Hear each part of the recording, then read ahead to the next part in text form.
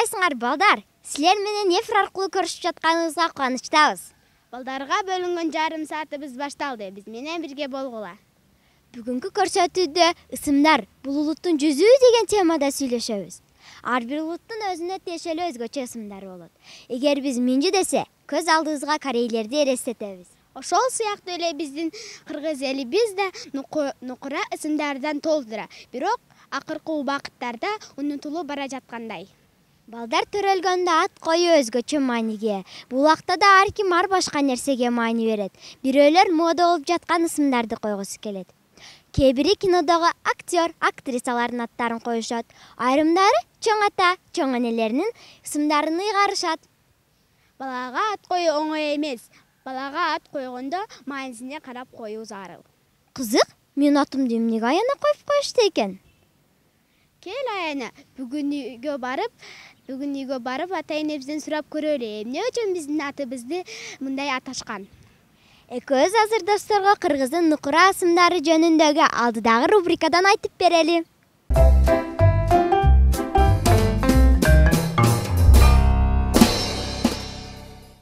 Балдар, бүгүнкү чыгарылышыбызда силер менен кыргыздын нукура ысымдары жөнүндө сүйлөшөбүз. Силерге коюлган ысымды ата-энеңер кандай максатта койду экен? Ата-энеңердин кыялындагыдай атына заты жарашкан инсандардан болгула. Силер төрөлгөндө коюлган ысым менен өмүр бою жашайсыңар. Азыркы биздин убакытта балдардын жана кыздардын аттарынын түрдүүлүгү аябай жогору. Ысымдардын маанисине эмес, кооздугуна кызыккандар көбөйдү. Ысым жөн гана сөз эмес. Ошондуктан балага ыйгарылып жаткан аттын жеке маңызына да жакшылап өңүлүү керек. Бала төрөлгөн соң ага ар кимибиз ар кандай ысымдарды ыйгарабыз. Өзүбүз кыргыз болуп туруп, эмнеге наристелерибизге бөлөк элге таандык ысымдарды көбүрөөк берип жатабыз деген суроо жаралат. Эгер мындай абалуулана турган болсо, кыргыздардын кээ бир нукура ысымдары жана ысым коюу каадасы колдонуудан таптакыр чыгып калат. Балдар, элдердин ысымдары элдердин тарыхынын бир бөлүгү. Ошондуктан ата-бабалардан калган мурасыбызды сактап калуу милдетибиз. Кыргыз элибизге тиешелүү болгон ысымдарды кийинки муунга калтыруу үчүн эски тарыхый ысымдарды модага айландыруу керек го деген ой туулат. Биздин өлкө көп улуттуу. Ар бир улуттун өзүнө тиешелүү өзгөчө эң жакшы ысымдары бар. Адам бала кезинен ар түрдүү ысымдарды угат. Алар аркылуу дүйнөнүн маанисин түшүнө баштайт. Эң негизгиси анын маңызын жана анын келип чыгышын билиши керек. Бизде кыргыз элинде илгертен эле ысымга чоң маани беришкен. Негизинен балага ат коюуда чоң атасынын, чоң энесинин же айылдагы улуу аксакалдарга сыйлуу кишилерге койдурушкан. Кыргыздын нукура ысымдары эпостордо, жомоктордо, элдик өзеги чыгармаларда сакталган. Ошол тарыхый ысымдарды балдарыбызга коюп, кыргыздын чыныгы ысымдарын сактап калсак жакшы болмок. Нукура кыргыз ысымдарын укканда башка улуттагылар кыргыздын жүзүн элестете алгыдай болушу керек. Мисалы, Синхуа десе, силер кимди элестете аласыңар? Албетте Кытай деп жооп кайтарасыңар. Биз дагы кыргыз ысымдарын ушундай деңгээлде сактообуз керек.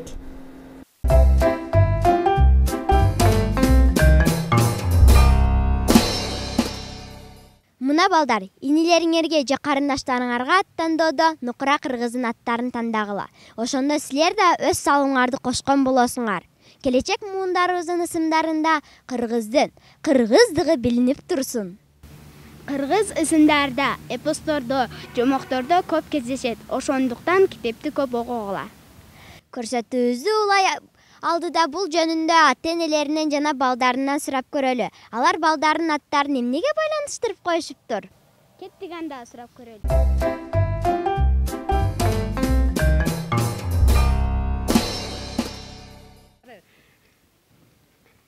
Саламатсызбы? Саламатчылык. Атыңыз ким? Расул. Атыңызды ким койгон? Атам койгон. Эмнени түшүндүрөт? Расул деген ысым элчи деген түшүндүрөт. Араб тилинен которгон. Рахмат. Саламатсыңбы? Саламат. Атың ким? Атым Мадина. Атыңды ким койгон? Чоң энем. Эмнеге байланыштырып койду? Билбейм, неге ага ушундай ат жаккан окшойт. Макул, рахмат. Саламатсызбы? Саламатчылык. Атыңыз ким? Атым Аклай. Атыңызды ким койгон? Апам койгон. Эмнеге байланыштырып койгон? Жакшы, сулуу, айдай сулуу кыз болсун деп койгон.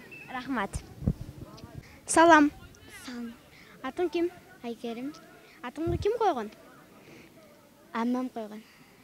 Айгерим деп эмнени түшүндүрөт? Айгерим деп мен айынча айды деп түшүндүрөт. Рахмат. Саламатсызбы? Саламатчы. Атыңыз ким? Айдай. Атыңызды ким койгон? Апам. Айдай деп эмнени түшүндүрөт деп ойлойсуз? Айдай деп айдагы Нурдай болгон кызды түшүндүрөт. Рахмат. Саламатсыңбы? Саламатсызбы? Атың ким? Мадина. Атыңды ким койгон? Апам. Атыңды эмнеге байланыштырып койгон? Саламатсызбы? Рахмат, жакшы. Балдарыңыздын аты ким? Балдарымдын аты Бакытбек, Талантбек, Максатбек. Атын ким койгон? Атын өзүбүз койгонбуз, атасы көбүз. Максатбек эмнени түшүндүрөт? Менин оюмча максаттуу, максатыга жеткен, бактылуу бала болсун деп койгонбуз да. Рахмат. Саламатсызбы? Саламатчылык. Балдарыңыздын аты ким? Балдарым аты бири Алымбек, бири Нурмухаммед, бири Азамат. Балдарыңыздын аттарын ким койгон? Аттарын енеси койгон, атасы койгон. Эмнеге байланыштырып койгон? Жөн эле койгон, өздөрү койгон. Рахмат. Саламатсызбы? Саламатчылык кызым. Балдарыңыздын аттары ким? Балдарым 6 кызым бар, 2 уулум бар. Аттарын айтып коюңуз. Сардалган, Нурайым, Гаухар деген кызым бар. Курсанали деген уулум бар, Бегали деген уулум бар. Балдарыңыздын аттарын ким койгон? Биздин балдарыбыздын атыны энелерибиз, чоң аталарыбыз коюп берген. Бул аттар эмненин маанисин түшүндүрөт? Бул аттарды энди өзүбүздүн Кыргызда мына китептен алган, бузурман китептерден алып коет эле. Шон моллолорго барып, же башка адамдарга ат коюп келет эле. Шолорду коюп берген.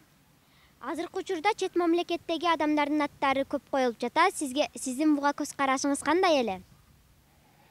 Мен энди көз карашым билбейм, заманы келиптир. Туура айтасың кызым, ар кандай атты коюп жатат. Мен азыр неврелеримдин атын ойлонуп отурган таппайм көбүнө. O чет мамлекеттен коюп иштеген, бир ондай деп коюп иштеген, мен көз карашым туура эмес деген гана көз карашым бар. Кыргыз өзүгө ылайыктуу аттарды коюш керек. Кыргыз бул өзүнүн салтыны, динини бекем кармап келген калк. Шондуктан мен жаштарга айтат элем, ушу өзүбүзгө ылайыктуу Кыргызга жарашкан аттарды койсо жакшы болот дейм да кызым. Туура айтасыз, рахмат.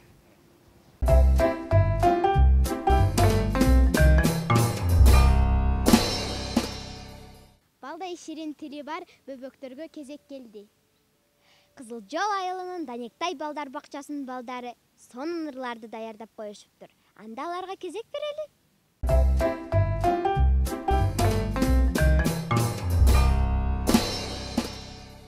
Сыйлықты алатын жарышып тұра қалатым. Алтын қолдықтар болсам де мен қорғым.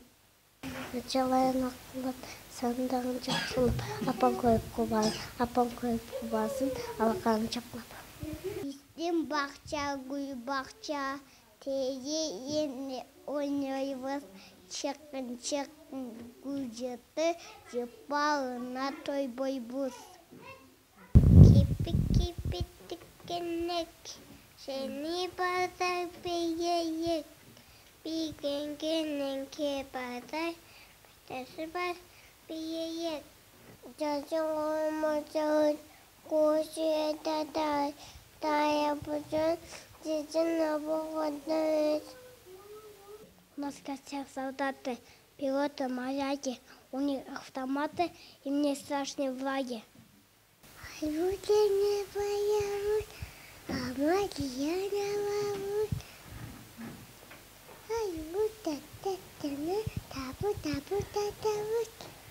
Тазалык төлөш, топурак чаң болбош, ырдап билеп жайдарын унутпак төнөш. Апам, жан апам, күттүм сени жан апам, тууган күнүң экен го, календарды караса. Кажет элеген ба жеткиз атамыз, разы боюккан балдарыңыз. Түйөтөтө баяш, дүлдейип балаш, байышта бүздүлдүн баттылы балдаш.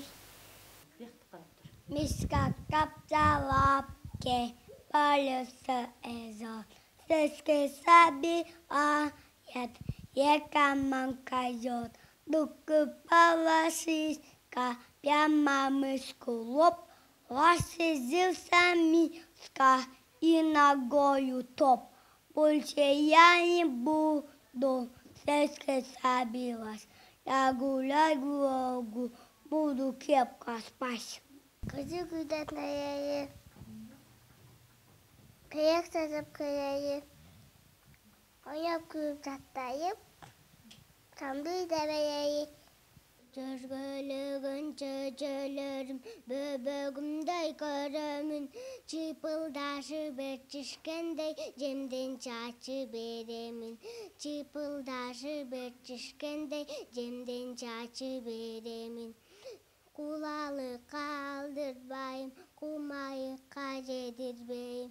Эрте туруп жем чачамын, уйкучу кыз дедирбей. Эрте туруп жем чачамын, уйкучу кыз дедирбей. Машина көбөткөн жок күчөбүз, светофор жап-жашыл, күйгөн кезде өтөбүз. Апам, жан апам, атын апам, айыпам, күнтү сенин жан апам,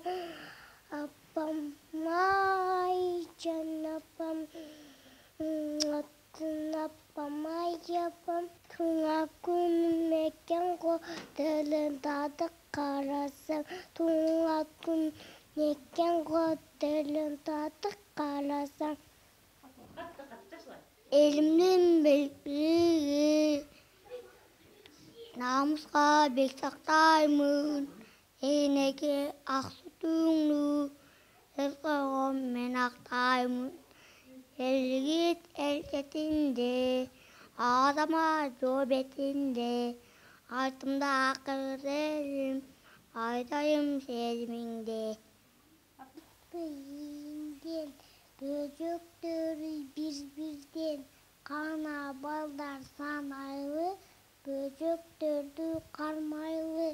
Бирөө кетти ар жакка, бирөө кетти алдыга, бирөө оңго секирет, бирөө солго секирет, бирөө болсо ак экен, барды болуп бешет. Колтонушуп түштөшүп тамгалайды, жаза суяттайды, бейде бынты макта жашайбыз.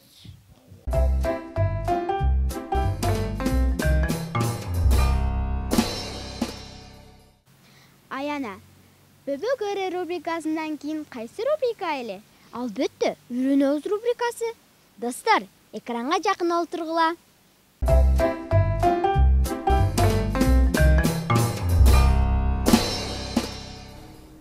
Бүгүнкү үйрөнөбүз көрсөтүүсүндө 23 февралга карата жигиттерге белек даярдайбыз. Ал үчүн бизге түстүү кагаздар, калем, желим, кайчы, сызгыч керектелет. Алгач жашыл түстөгү кагазды тең ортодон бүктөйбүз. Кагаздын четинен 1 см калтырып, айландыра сызып, кыркып алабыз. Кагаздын экинчи бөлүгүнүн жогору жагына бир чоң, бир кичине жылдызчаны тартып, аларды кесип, оюп алабыз. Андан соң кызыл түстөгү кагаздан 23 санын жана жылдызчаны тасмадагыдай кылып тартып кесебиз. Жылдызчанын көлөмү жашыл кагаздагы оюлган жылдызчадан бир аз кичирээк болуш керек. Сызгыч менен жылдызчанын кырларын чыгарып, жашыл түстөгү кагаздын оюлган жерине жабыштырабыз. Андан кийин кыркылган 23 санында жашыл түстөгү кагазга жылдызчанын астына жабыштырып алабыз. Белегибиз дагы да кооз болушу үчүн сары кагаздан 3 кесим кыркып, жылдызчалардын 2 тарабына жабыштырабыз. Белек даяр болду. Кыздар, мындай белектерди аталарга, агаларга, классташ досторго берсеңер болот.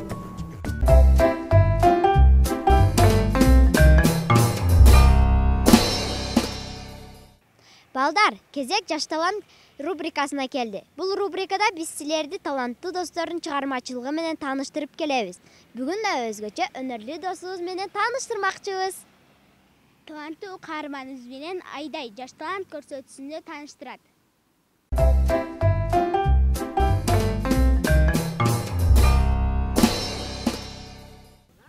Салам достор. Силердин өнөрүңөрдү чагылдырган жаш талант көрсөтүүсү башталды. Ар бир көрсөтүүдө ар кандай таланттуу достор болот. Ал ким деп кызыгып турсаңар, Баткен облустук гимназия жатак мектебинин 7 классынын таланттуу окуучусу Сезимай Жигиталиева болмокчу.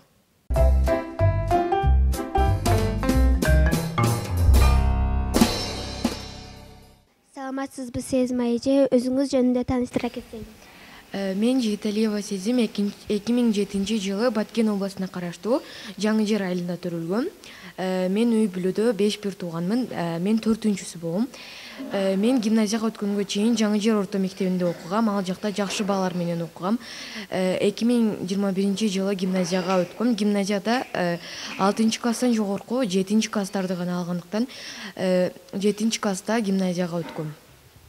Сизде акындык өнөр бар турбайбы? Кайсы темада ырды көп жазасыз? Мен ырларды ар кандай темада жазам. Бардык темада жазам, бирок шаңдуу темаларга көп жакын эмесмин. Сиздин үй бүлөңүздө ыр жазгандар барбы? Үй бүлөмдө менин эжем ыр жазат. Бул ыр жазуу таланты мага эжемден өткөн. Сезимай эже, анда сиз бизге ырларыңыздан окуп бербейсизби? Макул. Чыңгыз Айтматов. Ааламга жарыктыкты белек кылган, жан дүйнөсү жүрөгүн баарын сунган, тартуулап роман повесть аңгемени кыргыз атын дүйнөгө тааныттырган. Жылдыз болуп асманда жанып турган, кыргыз деп ааламга жарык сунган, чыныгы махабатты элге арнап, Жамиля Даниярды тартуу кылган. Жүрөктөрүн адамдардын ээлеп алган, повесттери жүрөккө чокту салган. Көлөм эмес маанисин карап көрсөң, жомок эмес, баарысын жашоодон алган. Ажал келди, арабызга ыйлатты да, алып кетти жанган жылдыз Чыңгызды. Тоодой болгон үмүт өчтү кыргыздын, жанбай калды, жарыгы да жылдыздын. Күндөр айлар, жылдарсыз өтсө да, Чыңгыз ага бул дүйнөдөн кетсе да, жашай берет чыгармасы жүрөктө, өчпөйт дайым анын аты дүйнөдө. Жашай берсин чыгармасы кылымда, өчпөсүнчө анын аты дүйнөдө. Канчалаган ийгиликти жаратып, өзү болсо кете берди өлүмгө. Ала кетти өзү менен сүйөнү, канчалаган жүрөктөрдү жаралап, кете берди булуттарды аралап, кала берди жүрөктөр дагы ыйлап. Унутпайбыз ысымыңды жүрөктөн, повесттериң аңгемелер бар кезде, өчпөйсүң сен жүрөктөн. Сиз мекен жөнүндө ырларыңыз барбы? Ооба.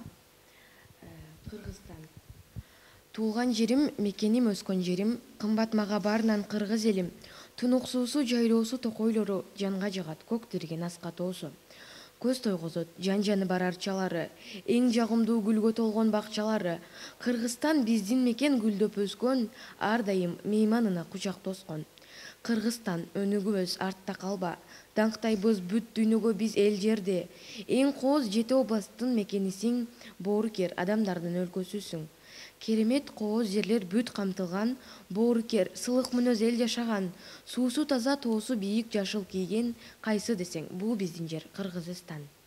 Жалпы азыр канчарыңыз бар? Алар азыр сакталып жүрөбү? Жалпысынан 30 же 40ка жакын ырларым бар, аларды сактап койгом. Келечекте ким болгуңуз келет? Келечекте мен актриса болгум келет. Азыр кайсы багытта билим алып жүрөсүз? Азыр мен гуманитарный багытта окуйм. Өзүңүзгө жаккан бир ырыңызды ырдап берсеңиз. Өзүмө жаккан ырым ата-энем. Артынып моюнга турмуш жүгүн, мени ойлоп өткөн билем ар бир күнүң, бырыш түшүп жүзүңө картайбастан аман болуп көп жашачу атам апам. Көздөрүмдөн бар дүйнөмдү окуп турган, бакыт менен кайгымды сезип туйган, мен күлсөм кошо күлгөн кубанычтуу ата апама өмүр берчи о жараткан. Жаштыгың өмүрүңдү бизге арнап, биз үчүн тарттың билем түркүн азап, өзүңөргө эч нерсени ыраа көрбөй, балдарым деп көптү кылдың бизге арнап. Келечегим кайгысын тартып өзүң, окугун адам болгун деген сөзүң, жүрөгүмдөн өчпөйт атам асыл апам, актаймын ишенимиң адашпастан. Мына достор, Сезма эженин жазган ырын деле уктук. Сезма эже калемиңиз курчуй берсин, анда биз экинчи бөлүктөгү оюнга өтөбүз. Оюн Пелс рубрикасы башталды. Бул рубрикада биз каармандар үчүн тапшырма даярдап койгонбуз. Бул тапшырманы аткарууга туура келет. Алгач оюндун шартын түшүндүрө кетсем, мен сизге макал айтам, сиз улантасыз. Оюндун шарты түшүнүктүү болсо, анда баштадык. Адам менен Адам. Адам акылы менен Адам акылы менен ийгиликке жетишет. Билеги күчтүү бирди жыгат. Билими күчтүү миңди жыгат. Ат сыйлаган Жөө баспайт. рахмат.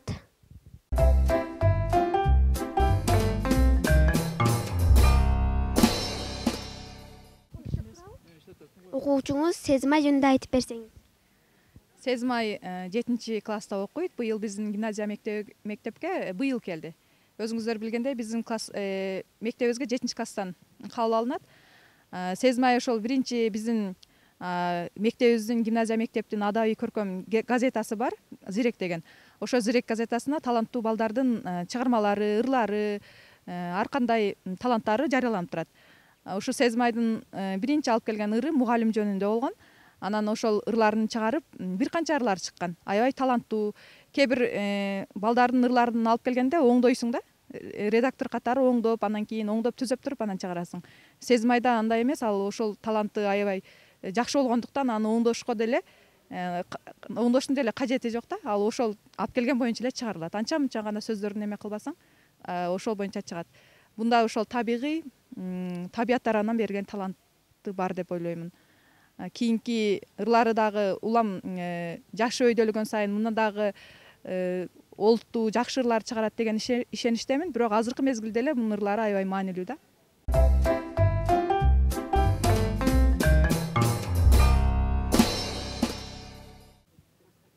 Балдар, биздин келечегибиз деп бекеринен айтпаса керек.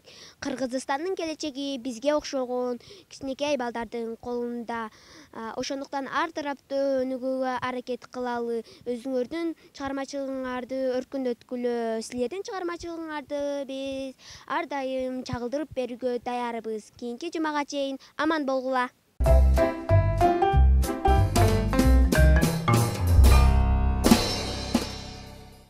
Бизге бөлүнгөн убакыт да соңуна келип жетти. Ишемби жана жекшемби күндөрү эфир аркылуу көрүшкөнчө. Балагай көрсөтүүсүнө кат жолдоону унутпагыла. А биз таланттуу досторду чагылдыруудан тажабайбыз. Көрүшкөнчө.